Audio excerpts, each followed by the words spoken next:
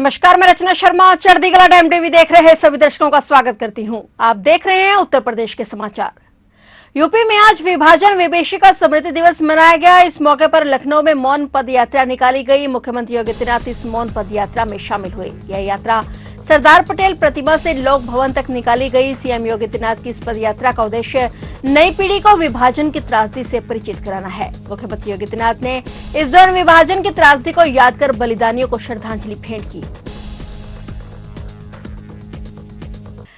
लखनऊ के लोक भवन में आज विभाजन की विभीषिका पर विशेष कार्यक्रम आयोजित किया गया। मुख्यमंत्री योगी आदित्यनाथ आज शुक्रवार को विभाजन विभीषिका स्मृति दिवस के अवसर पर आयोजित एक कार्यक्रम को संबोधित करने पहुंचे। उन्होंने इतिहास को सीख लेने पर जोर देते हुए कहा कि भारत में बल, बुद्धि और वैभव की कमी कोई नहीं थी और फिर भी देश को सदियों की गुलामी का दंश झेलना पड़ा। मुख्यमंत्री योगी आदित्यनाथ ने गुलामी के दो मुख्य कारणों को चिन्हित करते हुए कहा कि हमारा देश मुख्य रूप से दो वजह से गुलाम हुआ। पहला हमारे अपने आपसी अंतर्विरोध और दूसरा बाहरी और आंतरिक षड्यंत्र। जब समाज में जाति, क्षेत्र और भाषा के नाम पर विभाजन और अंतर्विरोध पनपता है तो षड्यंत्रकारियों को अपनी चालों में सफल होने का अवसर मिल जाता है। भारत के भीतर षड्यंत्रकारी इसलिए सफल हुए जिसका अंतिम दुष्परिणाम देश के गुलामी के रूप में सामने आया। मुख्यमंत्री योगी आदित्यनाथ ने समाज से अतीत की गलतियों से सीख लेने, अपने आपसी मतभेदों को मिटाने और देश की एकता और अखंडता को सर्वोपरि रखने की अपील की। सीएम योगी आदित्यनाथ ने विभाजन को मानव इतिहास के सबसे काले अध्याय में से एक बताया। उन्होंने विस्थापन और हिंसा के दौर को याद करते हुए कहा कि सत्ता की लालसा में देश के टुकड़े कर दिए गए। यह दिवस केवल एक स्मृति दिवस मात्र नहीं है, ये इतिहास के पन्नों को उलटने जैसा नहीं है। ये दिवस इतिहास के उन काले अध्यायों से हमें बहुत कुछ सीखने की एक प्रेरणा भी प्रदान कर रहा है।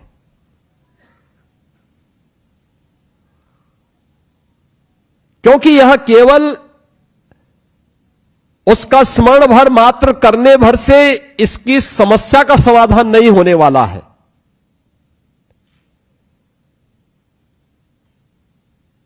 ये समस्या क्यों पैदा हुई, किन लोगों के कारण पैदा हुई, इसके कितने दोषियों को सजा दी गई और आखिर कब तक ये हिंदुस्तान इसकी कीमत चुकाता रहेगा।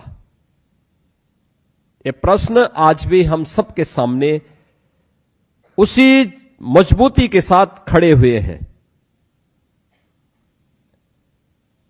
और इसलिए इतिहास केवल परीक्षा का एक पाठ्यक्रम नहीं होता है। इतिहास गौरवशाली क्षणों पर गर्व की अनुभूति करने और अतीत की गलतियों को परिमार्जन करने का एक अवसर भी हमें देता है। और स्मृति दिवस के पीछे का भाव भी आदरणीय प्रधानमंत्री जी का यही रहा है। देश तो 1947 में आजाद हो गया। मैं भौचक था।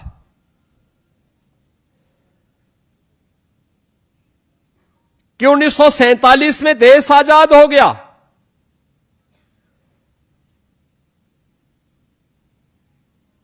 पाकिस्तान समर्थकों ने जो भूभाग नहीं भी मांगा था, वह भूभाग पंजाब का हो या बंगाल का, जबरदस्ती पाकिस्तान के हवाले कर दिया गया।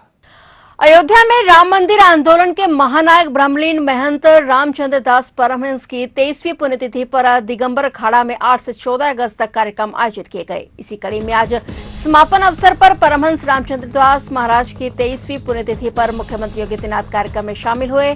सीएम योगी ने परमहंस रामचंद्र दास महाराज को श्रद्धासुमन भेंट किए। मुख्यमंत्री ने इस मौके पर पूज्य संत महाराज के जीवन पर प्रकाश डाला। रामचंद्र दास परमहंस को राम जन्मभूमि आंदोलन के प्रमुख रणनीतिकारों और अग्रणी संतों में माना जाता है। राम मंदिर के लिए करीब 500 साल का लंबा संघर्ष चला, जिसमें कई संतों की अग्रणी भूमिका रही। इन्हीं में से रामचंद्र दास परमहंस भी प्रमुख रहे हैं। आज जब अयोध्या में भव्य राम मंदिर बन चुका है, तो अयोध्या के दिगंबर अखाड़ा में रामचंद्र दास परमहंस को श्रद्धा के साथ याद किया जाता है। परमहंस रामचंद्र दास महाराज से सीएम योगी आदित्यनाथ का बेहद लगाव रहा। सीएम योगी आदित्यनाथ जब भी अयोध्या आते हैं तो परम संत परम पूजनीय परमहंस रामचंद्र दास की समाधि पर जरूर जाते हैं और आज उनकी 23वीं पुण्यतिथि पर 14 अगस्त को भी सीएम योगी शामिल हुए।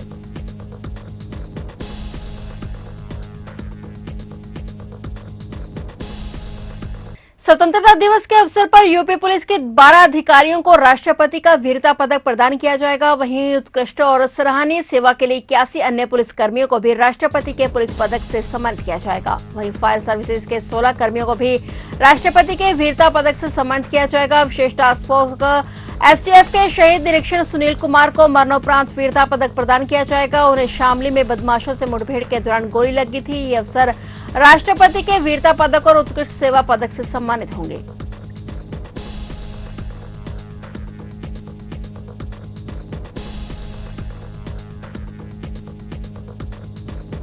बुलंदशहर की बीबीनगर पुलिस ने मुठभेड़ में 5 वाहन और पशु चोरों को गिरफ्तार कर लिया है। वहीं एक गोली लगने से घायल हो गया। पुलिस ने घायल बदमाश को इलाज के लिए सीएससी बीबीनगर में भर्ती कराया। आरोपियों के पास से पुलिस ने 315 बोर के 2 तमंचे, 2 खोखा और 2 जिंदा कारतूस, एक मोटरसाइकिल, एक पिकअप, एक चोरी का भैंसा और 14,800 रुपए कैश बरामद किए। सभी बदमाशों पर बुलंदशहर, हापुड़, मेरठ और गाजियाबाद के कई थानों में हत्या, लूट, चोरी, गोवध, गैंगस्टर और अयोध्या अधिनियम सहित कुल 52 मुकदमे दर्ज हैं। पुलिस ने आरोपियों को गिरफ्तार कर पूछताछ शुरू कर दी है। बीबीनगर पुलिस कोटा कबूलपुर मार्ग पर चंदपुरा बम्बे के पास चेकिंग कर रही थी और देर रात करीब 2 बजे इसी दौरान मुखबिर से सूचना मिली कि एक बाइक पर 2 और एक पिकअप में 3 संदिग्ध जा रहे हैं। पुलिस सूचना पर चेकिंग के दौरान घेराबंदी की गई। पुलिस की आरोपियों से मुठभेड़ हो गई और पुलिस ने मुठभेड़ के दौरान 5 आरोपियों को गिरफ्तार कर लिया। 5 आरोपियों पर कुल 52 मुकदमे दर्ज हैं और सभी गिरफ्तार अभियुक्तों के खिलाफ विधिक कार्रवाई कर उन्हें अदालत में पेश किया जाएगा।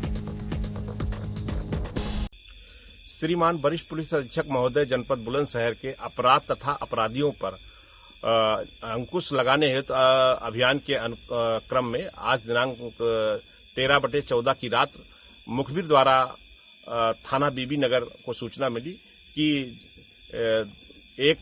कुछ बदमाश एक छोटा पिकअप हाथी और मोटरसाइकिल से पोटा कबूलपुर से चंदपुरा की तरफ जा रहे हैं। इस सूचना पर विश्वास करके उप निरीक्षक संजय यादव, जो कि पोटा कबूल पर चेकिंग कर रहे थे, उन्होंने अपनी दूसरी टीम को सूचना दिया। दोनों टीम के द्वारा जो है चंदपुरा पुलिया के पास इस वाहन को रुकने का इशारा किया।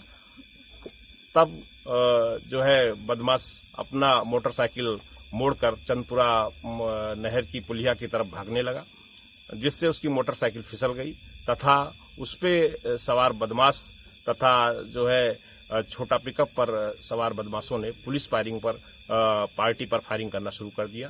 क्रॉस फायरिंग पर जो है पुलिस द्वारा भी फायरिंग की गई अपने आत्मरक्षार्थ, जिसमें एक अभियुक्त समीर, जिसको कि बाएं पैर में गोली लगी है, उसको समुचित इलाज हेतु निकटतम सीएससी बीबीनगर भेजा गया है तथा थाना बीबीनगर में अन्य कुल 5 अभियुक्तों बदमाशों की गिरफ्तारी इस पूरे जो है टीम ने किया है, जिसमें उनका नाम दानिश, समीर, उवैस, मनीष और आसिफ है, जिसमें से कि दानिश भोजपुरा जनपद गाजियाबाद का रहने वाला है तथा शेष सभी अभियुक्त जनपद हापुड़ के रहने वाले हैं।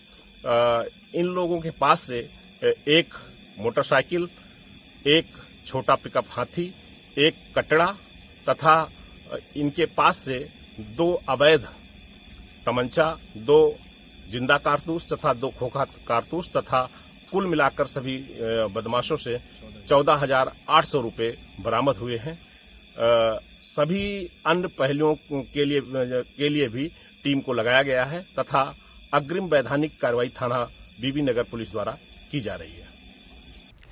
राम मंदिर चढ़ावा चोरी मामले की विवेचना अब अपर पुलिस अधीक्षक को सौंपी गई है। अब तक विवेचना सीओ अयोध्या कर रहे थे, अब सीओ अयोध्या को सह विवेचक बनाया गया है। विवेचना का पर्यवेक्षण आईजी रेंज लखनऊ किरणस के नेतृत्व में गठित एसआईटी कर रही है। उधर लखनऊ मंडलायुक्त के नेतृत्व में गठित पहली एसआईटी की विस्तृत जांच भी अंतिम दौर में है और उनकी रिपोर्ट जल्द ही शासन को सौंप दी जाएगी। चढ़ावा चोरी मामले में 25 जून को एफआईआर दर्ज कर 8 आरोपियों को गिरफ्तार किया गया था और भ्रष्टाचार अधिनियम भी एफआईआर में शामिल था। इसलिए विवेचना अयोध्या सीओ आशुतोष तिवारी को सौंपी गई थी, मगर सुप्रीम कोर्ट ने विवेचना के लिए वरिष्ठ पुलिस अधिकारी के नेतृत्व में एसआईटी गठित करने का आदेश दिया था। तब शासन ने आईजी रेंज लखनऊ किरणस के नेतृत्व में एसआईटी गठित की थी, जिसमें अयोध्या डीआईजी सोमन वर्मा, एसएसपी अयोध्या गौरव ग्रोवर और बाराबंकी के एएसपी रितेश कुमार सिंह को शामिल किया गया था। इसलिए अब विवेचना एएसपी रितेश सिंह को मुख्य विवेचना बनाया गया है और फिलहाल अब तक वही आरोपी जेल भेजे गए हैं जो नामजद थे। अज्ञात में किसी का नाम नहीं खोला गया है। हालांकि एक बड़ा नाम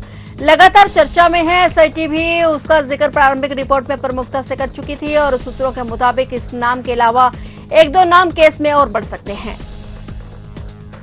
यूपी टी20 लीग के चौथे सीजन का मंच तैयार है। शुक्रवार को इकाना स्टेडियम में होने वाले उद्घाटन समारोह में क्रिकेट के साथ कॉन्सर्ट, ड्रोन और लाइट शो का भी रोमांच देखने को मिलेगा। 6 फ्रेंचाइजी टीमों के बीच होने वाले इस लीग की शुरुआत गत विजेता काशी रुद्रास और उप विजेता मेरिट मार्विक्स के बीच मैच के साथ होगी। लीग के मुकाबलों को 150 देशों में प्रसारित किया जाएगा और इस अवसर पर प्रदेश के मुख्यमंत्री योगी आदित्यनाथ लीग में भाग लेने वाले खिलाड़ियों का उत्साह बढ़ाएंगे। सीजन 4 में 4 टीमों के बीच कुल 34 मुकाबले खेले जाएंगे। पहला चरण 14 से 26 अगस्त तक लखनऊ में होगा, जबकि प्लेऑफ और फाइनल्स में दूसरे चरण के मुकाबले 28 अगस्त से 6 सितंबर तक कानपुर के ग्रीन पार्क स्टेडियम में खेले जाएंगे। लीग का फाइनल 6 सितंबर को होगा। 14 अगस्त को उद्घाटन मुकाबले से पहले इकाना स्टेडियम में बॉलीवुड और पंजाबी म्यूजिक इंडस्ट्री के दिग्गज कलाकार शंकर महादेवन और जैस्मिन सैंडलर्स लाइव परफॉर्मेंस देंगे। इसके साथ ड्रोन और लाइट शो से उद्घाटन समारोह को भव्य बनाया जाएगा।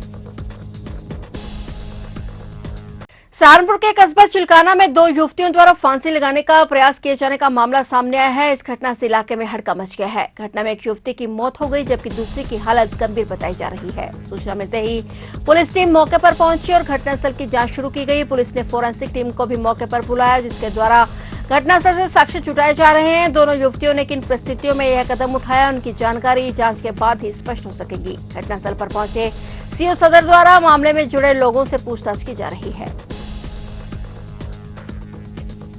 चिलकाना पुलिस को सूचना प्राप्त हुई कि एक युवती द्वारा मोहल्ला मंदिर जी सुल्तानपुर थाना चिलकाना में फांसी लगाकर आत्महत्या कर ली है। तत्काल पुलिस एवं फॉरेंसिक टीम द्वारा मौके पर पहुंचकर जांच करी गई तो यह तथ्य प्रकाश में आया कि प्रथम दृष्टया युवती द्वारा प्रेम प्रसंग में हुए विवाद के कारण फांसी लगाकर आत्महत्या कर ली गई है। पुलिस द्वारा शव को कब्जे में लेकर पंचायतनामा एवं पोस्टमार्टम हेतु भेज दिया गया है। मुकदमे में परिवार द्वारा तहरीर प्राप्त कर एवं पोस्टमार्टम एवं साक्ष्यों के आधार पर पुलिस द्वारा अग्रिम वैधानिक कार्रवाई की जा रही है। फिलहाल उत्तर प्रदेश के समाचारों में इतना ही और नए समाचारों के साथ फिर से हाजिर होंगे। तब तक के लिए देखते रहिए चढ़ती कला टाइम टीवी और अब मुझे दीजिए इजाजत। धन्यवाद।